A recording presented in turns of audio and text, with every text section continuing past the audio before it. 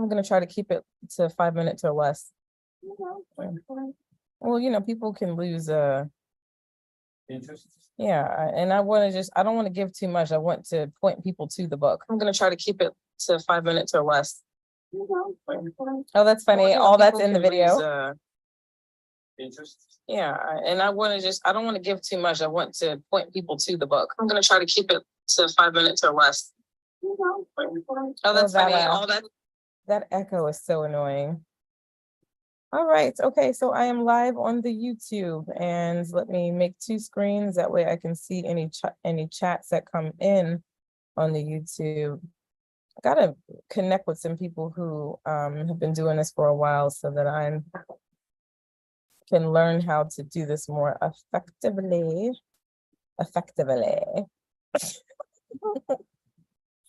All right. So let me get down here so I can see any chats that come in. All right. So I felt inspired to go live for a minute and talk about something I came across in my journal. So I use a journal app. I am not going to say the name of the app right now, although if you use it, when you see the screenshot on my social media post about this, and if you came here, then you came here from that, then you already know what it is. But I got to double check. Not sure if I have an affiliate link for them or not. So if I have an affiliate link, then I will drop it later. If you want it, inbox me or drop a comment so I can look for it and drop it later. I'm just not quite sure that I do, or if they even do that. So I don't like sharing stuff. I don't like giving people free money and they're not paying me. So I will say this: I use a journal app, and I've been using it since like 2011 or 12. And you guys, that is like one of the most consistent things I've had in my life. It's a sobering fact. That is a sobering fact. But I was looking at on this date and my journal entry, and it was showing me like 6 entries prior to today. And on one of them, 2 of them were pretty significant. One was from 2018, and it just said that I had some immediate family members that were actually here in Jersey visiting, and that actually it was my you could say kind of sister at the time. She used to be my foster sister. She had called me to let me know on this date in 2018 that, family was gathering. I don't recall what it was for, but there was family here in New Jersey. I didn't live here at the time. I was still living in Oklahoma, although I'm originally from here, I guess you can say. But they were having some sort of family gathering, and my parents and some other people were visiting.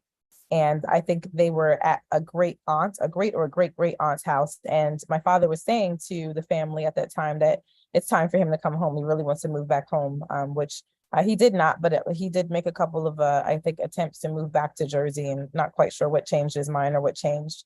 But at that time, on this date in 2018, he said he wanted to move back home to Jersey. He was really homesick. And, him and other family were visiting. And she had also told me that they were, and who knows, she may have been participating in this conversation as well, but she'd also told me that several of them were talking about me and kicking my back in for my desire to move back home to New Jersey. Several things were said about basically, that I'm crazy. Like, why do I want to move back here? And I remember during that time, people actually said to me directly, you can't even afford to live here in Oklahoma. Why do you think you can survive in New Jersey?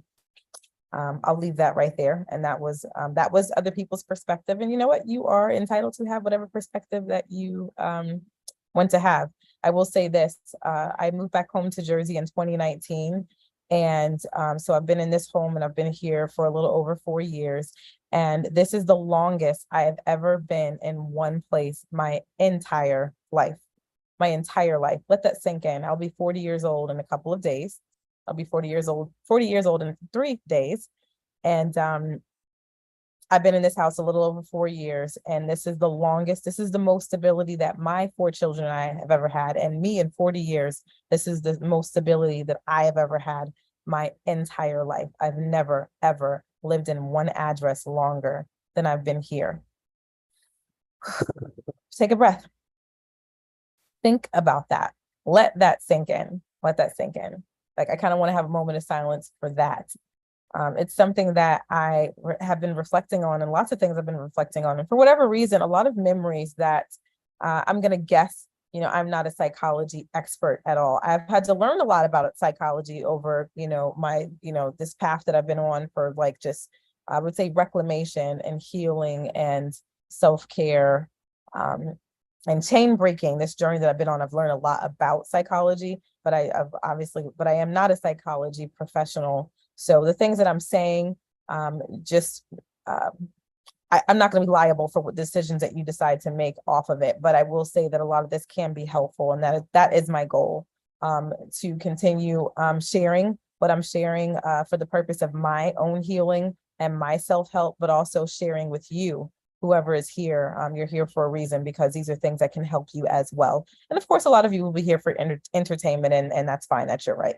But I am here on this platform for those of you who are coming here with a real purpose, who are just violently taking what is yours by force, because it's the only way that you're going to get it. So the other thing, on this day in 2014, more importantly, on this date in 2014 at about 2:30 a.m., and I did screenshot that journal entry and I posted it on my social media. Not quite sure I can do it here. At some point, I'll find someone who can help me edit these videos and things like that. If that's you, email me so we can, figure out what it's going to cost or whatever else. So I would love to have this video redone and insert that video, so that image, so that you can see it as well. But on this day in 2014, 9 years ago, 2-something in the morning, I wrote that I am going to write a book. And it's interesting. It took me 9 years to write a book in one day. When it was time, and I literally heard, sit down and write, I wrote and I did not stop. And it took me all day. And I got it all out in one day. And now it's going through the final editing process and everything else to be released. So you can click on the link, and it will be in the comments for Record of Wrong. You can go to my website, NicoleLawson.com, and click on new book. And it will give you access to that book, so you can get on the list to get it. You can download a free preview of the book right now, and pre-orders will be open this weekend too. I'm so excited about this chain breaking book. So I've noticed something recently. So any of you that have experienced trauma or been diagnosed with PTSD, as I am, you will know that you have memory issues. And I was taught by a doctor some years ago that is your brain's way of protecting you from things that maybe you're not ready, that you can't handle, that your brain can't handle, that you can't process for whatever reason. And I've noticed recently, as I'm approaching my 40th birthday, it's just time. I can't give you 100% explanations for these things and why things happen. I am a spiritual person. I do believe in a lot of spiritual principles. And for whatever reason, it's year 40 for me, and it's time. It's a time of change. It's a time of transformation. And these memories, I mean, it's maybe, I think that if it were years ago, it would be too overwhelming for me. And now, obviously, I can handle it, and it's time, and I can see these things, and I can see truth, and I can re-experience stuff and process it from a healthier me. So these things are just coming to me, that either I didn't put the pieces together in the past, or I didn't remember, or I couldn't remember. And it's pretty incredible, the things that I'm experiencing right now. So on this day, 9 years ago, I put in my journal that I was going to write a book. And I remember I have so many memories that are coming back. Some of them I have vague memories of, but so many times in my life, particularly in my adult years and my late 20s and 30s, where I would have a vision or a goal. And when I would say it out loud to the people that I trusted the most, I would be ridiculed or ignored, mostly ridiculed. And if for some reason I got close to doing it, shut down. It's like every time I got close to experiencing some sort of freedom or breakthrough, literally there would be physical attempts from different people. And a lot of times it would be from the man or males in my life that I loved and I trusted the most. Those were the ones who hurt me the most. And that would literally be like, oh no, you're trying to get independent? Hell no, block, block, block. So this is actually not my first publication, by the way. This is my first book I've written completely on my own, but I do have 2 other publications. So one of them, and you can purchase these things on my website. So go to NicoleLawson.com. If you click on shop, it'll take you to my shop. And the shop is owned by my children and I, shop covered by Coley. And you can actually purchase a book that I co-authored called The Brilliant Awakening. I think this was volume 2. And so in that book, there is a chapter that I wrote, and it's a pretty powerful chapter, and it takes you through a journey where for years I kept having this dream, and I call the dream killer. And interestingly enough, a rapper wrote a song called Dream Killers. He knew nothing about this years. I would say toward my final years of having that recurring dream, and he presented me with the dream. And I never told him this. You know what? I'll have to send him this video. But it was interesting that he wrote a song called Dream Killers, and he wanted me to be the singer on the song and write some parts of it and to perform it. And it was these things to me are not coincidences. These things are all alignments for a reason. And the song's pretty powerful. And yes, you can purchase that. You can find it on, I think, pretty much anywhere, Spotify, Dream Killers, Killaz. And my website is actually being revamped. So when the website relaunches for my birthday, in a couple of days, you can actually buy it direct. And I would love for you guys to buy my music direct from me first, because I get the majority of the money when you do that. But if you want to get it on anything I've done on iTunes, Amazon, whatever, do that as well. You know, I get some of that money. So I appreciate the support either way. So anyway, back to that book.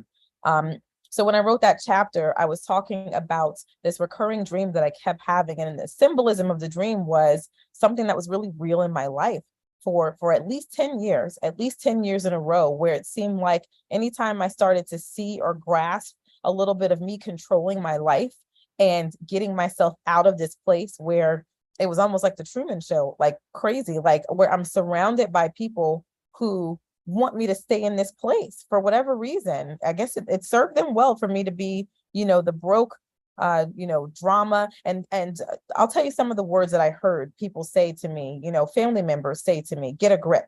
You're so full of drama, shut up. I got shut up a lot, but you're so full of drama. Have better emotional intelligence. Grow up. Stop. Why do you always have to do everything the hard way? This was, these were the definitions of my life that were placed on me, and the circumstances that manifest out of that. Me having a difficult life, me being, a baby mama, continually like divorced or separated, having more and more kids, struggle, drama, grief, strife.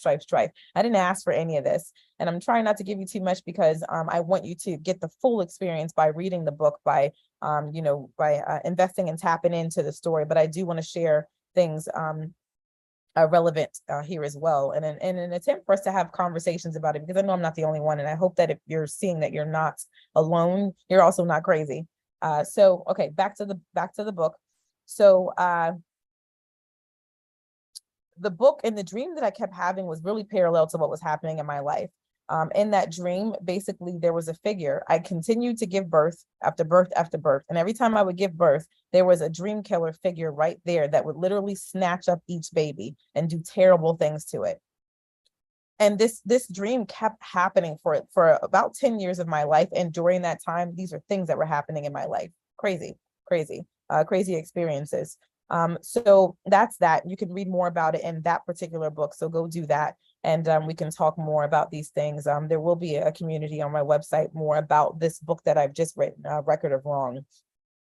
So when I was looking at that journal entry, it just kind of I started having memories come back, and it reminded me of a time where when I said I was going to do something, if I said it out loud, I wasn't saying it to a safe space. So things would happen from different people to shut it down. I said I was going to write a book. I remember reaching out to different people and saying, hey, we should write a book together. Nothing ever came out of it, whatever. But it took 9 years for me to write it in one day. The point is, if it's a dream, if it's a goal that came to me, it was for a reason, it was for a purpose. And even if it took 9 years later for it to happen, it still happened because it was destined to happen.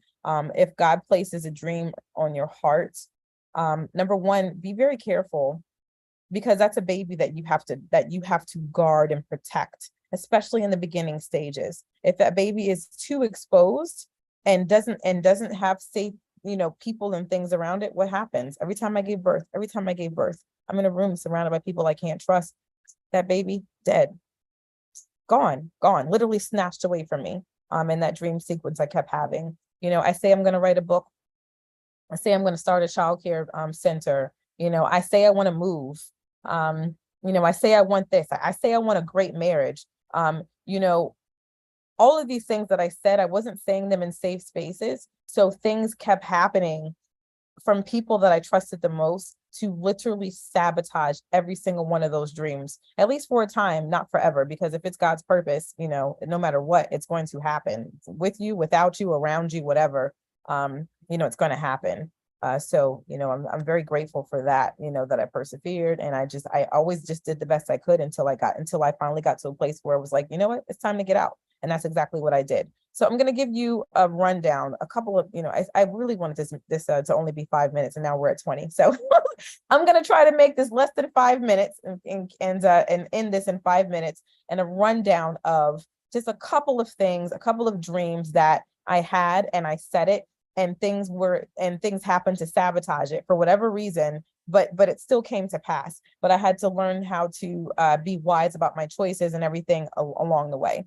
So there was the book. Here it is 9 years later. It's done. It's done. And there were times over the past couple of years where it was like, okay, it's getting closer to that time. It's getting closer to that time. This happened. You're able to put some things together. I didn't tell anybody. I stopped investing in a lot of relationships, especially the ones that I knew caused me the most pain. And it was like I felt called to go into a place where, you know what, you need to stop talking, just be quiet, and just really focus on you, your man, your children, your immediate family, and get into this zone where it's time to heal, and it's time to heal and reveal. And so I didn't say it to anybody. I just started writing. And then, I put it out there. And when I put it out there, I remember saying things to a couple of people that I probably should not have said anything to, because I got advice and I got feedback that just what really wasn't healthy. But even in that, there were some lessons to be learned in it, and I'll talk more about that later. Actually, there's another video on this series. My first Q&A is about that, actually. So go check that video out, the first Q&A about my book, Record of Wrong. I had someone reach out to me. I was referred to her, and she wound up saying, you know what, I can't work with you on this book because it's a conflict of interest, because I love your parents and I love you. And a lot of my book, of course, obviously, is going to be about my parents because it's about my life. So it's about me at the end of the day, but obviously they're my parents, so they're included in the story, a big part of my story. But even still, the lesson again, I should have kept my mouth shut, but we're not perfect. And even in the mistakes, there are lessons to learn. But when it's time for you to do something, and when you trust the process, and when you are wholeheartedly like believing in yourself and believing in those things that are in you, and you move forward in it, there's nothing that can stop you. Literally, I've had other authors reach out to me and say, hey, I see what you're doing. I am proud of you. I am on your team. I'm not taking $1 from you. It is a part of my purpose to help you with this. Not saying everything's got to be free, but literally, I've had a forensic scientist. I've had I want to say world renowned, but I know country renowned for sure, public speaker and author. I've had other people, songwriter, who are all on my team right now, and they're helping to get this book where it needs to be, as in, the planning process, not writing. I wrote my book, and I actually had somebody insult me and ask me, did I write the book or did AI write it? I'm probably gonna need to make another video about that later. So anyway, okay, I'm going around the block.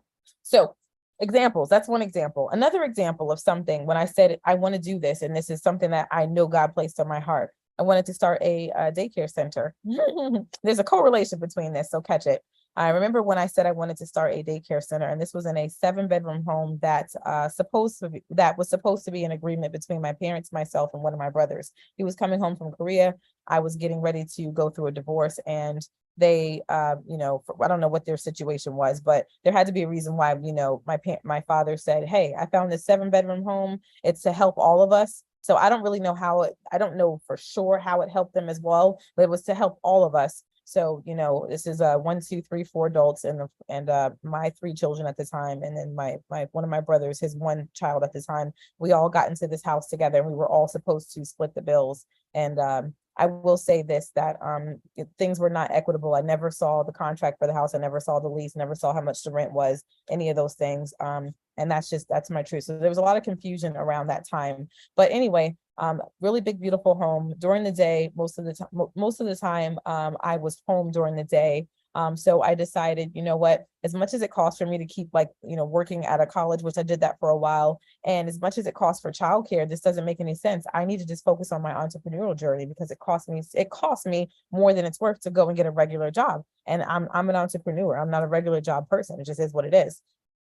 So it came to me, I need to give what I need. I need to start a home daycare center. It can be, 9 to 5 hours, so it doesn't bother anybody. That's during the time when the other adults are already outside the home, or at least both of my parents were outside the home, so it doesn't bother them. So I had a conversation with my parents about it. My mom really was not a decision maker, at least not at that time, in the household. So it was more so between me and my father. And I said, I want to start this home daycare. And I don't think it was really taken seriously, but he did reluctantly agree. But once I began, planning it and getting closer to that time where it's going to happen, he reneged. I never really got in. Well, I did actually. I remember a little bit of an explanation as to why, but he reneged and was like, no, I don't want this in my house. Now it's just his house, not our house. And that was it. Dream done. Dream killed. Years later, there's a correlation between this, and it's really interesting how this works. But some years later, so this was like maybe 2013, 2014, fast forward all the way to 2021, something very similar happened again. I got ready to go to flight attendant training school, which was a really, really big deal. My first flight attendant job was with Spirit Airlines. And, I've got to be in training for 4 weeks. And my dad offered to help. He offered to keep the children while I'm in training. And unfortunately, the dates of training got changed. However, it still would have been, as far as I know, feasible for them to stay. And literally at the last minute, like, I mean, less than a week before it's time for me to go to training, I'm flying out to visit my children and everything and start making preparations for them to be without me for 4 weeks. And he just says, I'm sorry, I can't do this. That's it. I can't do this. You got to take your kids home. I literally had to find money the very next day to fly my kids back home. And I didn't have it. But the way that my God works and the way the universe works, whatever you want to call it, I wound up getting credits in my email later on that day from Frontier Airlines apologizing for something that happened weeks ago, and giving me several $100s worth of credits for flights for me and my children. And I was able to fly my babies home for free. It was so devastating. There was no warning, no nothing. And I'm looking at, now I can't go to training. How am I going to do this? Like, how am I going to make, like, again, a big dream? I'm right here. It's birth. I'm getting ready to go. I'm going to go do something that's going to be chain breaking for me and my children, a career that's going to be, alongside my business. That's going to give us a better foundation, free flights for me and my kids. And first of all, the paycheck wasn't nothing, but the free flights and the benefits would have been amazing. And they were. And I'm really, really grateful. I'm so grateful for my partner, because he said, I was going to send them an email and say, you know what, thank you so much for this incredible opportunity, but, due to lack of childcare, I can't do it. And that was definitely my partner's time to shine. And he did. He stepped up, and we made it happen. So I'm so grateful for him. And it's not easy because, but anyway, the point was, another dream. This is the second time this happened that I can remember with me and my father, where it's like, I'm at the verge of doing something, you offer your support in some way or another. And then right when it's about to happen, you take your support back, just like that, with no explanation. You renege. So having a lifetime of that, I'm going to say this, it teaches you how to be very, very self-reliant, but it also makes you not trust anybody, have major trust issues when you grow up with this as a pattern of your life, not being able to trust the people that you think that you should be able to trust. There's more. Sabotage dreams, or attempts to sabotage dreams. Here's another one. I remember, and this is actually tied back to me wanting to start a daycare, which I actually did. So fast forward a couple of years later, after 2014, I find a house for me and my children. Beautiful, beautiful home that I lived in Moore, Oklahoma for a couple of years before moving here to Jersey. Get into that house, get settled, and I say to a friend of me, her name was Erica, and I said to her, hey sis, I'm thinking about starting a home daycare. And I'll never forget, one of the first things she said to me was, how are you going to start a home daycare when you're on Section 8? That was the first thing she said to me. And I remember ceasing conversations with her about that and just moving forward with that goal and dream on my own, not saying anything. And I also recall about a month later, her calling me and saying, I talked to a friend that works for DHS, Department of Human Services, and she agrees, and she said that that's not, that you can't do that. You have to own your own home or something like that. And if you are on a type of social services or Section 8, you can't start a home daycare, which that was a lie. That was a lie. It has, first of all, DHS has nothing to do with Child Care Association or whatever. But to be so invested in my failure and in me staying in this space of being just another broke, struggling baby mama. People loved me there. They loved me in that space when you can come and you can, rescue me, or at least think you can, and always, speaking into my life, being a mentor, telling me what to do, helping out if I get a flat tire, helping me with my children in one way or another, which, sending somebody to help babysit. When I was in that place, there was people were reliant and comfortable on it. But anytime I got ready to make an attempt to elevate myself, the people that were the closest to me were so invested in my failure for whatever reason. I'm never going to know, and I don't care anymore at this point. But they were so invested that things were said and done to sabotage any attempt for me to ascend. And that's the point of this video. These things are not coincidences. You are not crazy if you're experiencing this and you can't quite put your finger on it. It's true. And this is what narcissistic abusers do. And my book is about a lot of those experiences that I had growing up my entire life and getting to this point. And now I'm able to look back and put the pieces together and say, wow, that's what this was. I never even had a definition for a lot of these things. So now I'm able to speak about it. I'm able to say what it is. I'm going to say names. I'm going to say all the facts, and I'm going to say it from a place of being empowered, a place of being healed and being beyond all of that. And for the purpose of me being able to have a time of reclamation. I believe in recompense. I believe in justice. And I also believe in empowering other people for the same. So I'm saying it for me, but I'm also saying it for you as well.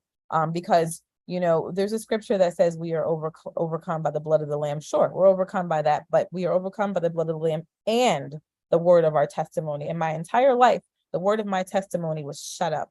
It was stifled. Shut up. Shut up. Don't hurt somebody else. Don't hurt somebody else. It's okay for me to be hurting, though. The word of my testimony, the word of your testimony is powerful. It is chain breaking.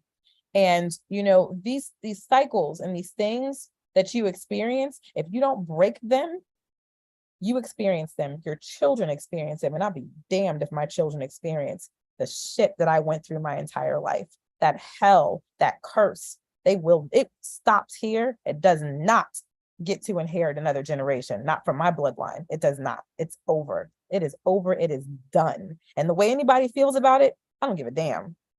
I'm not responsible for that. I'm responsible for my life and my story and my outcomes.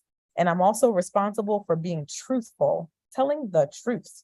I'm also responsible for going forward and making sure I do everything I can to make sure that my children's outcomes are nothing like mine. I'm responsible for their lives as well, and for their outcomes, and for their growth and development, their health and their well-being. And that's why I'm here. And that's why I've changed my platform to go this direction. Okay, that's enough. It is 33 minutes and I do have other things to do. It's time to cook. It's time to spend some time with my babies. It's time to pack. And also I've got a gig tonight. So time to get ready for that too. And even when I take the stage, it's from a different place and people thank me for it. It's great. It's great to bring a certain, even singing, it's great to bring in this spirit of healing, of empowerment, of happiness, of joy and healing, to get out there and sometimes hug people, touch people. And even in those seemingly meaningless gigs, I bring meaning and purpose to everything. I'm so glad to be in this space. I fought so hard to be here. I'm grateful to be here.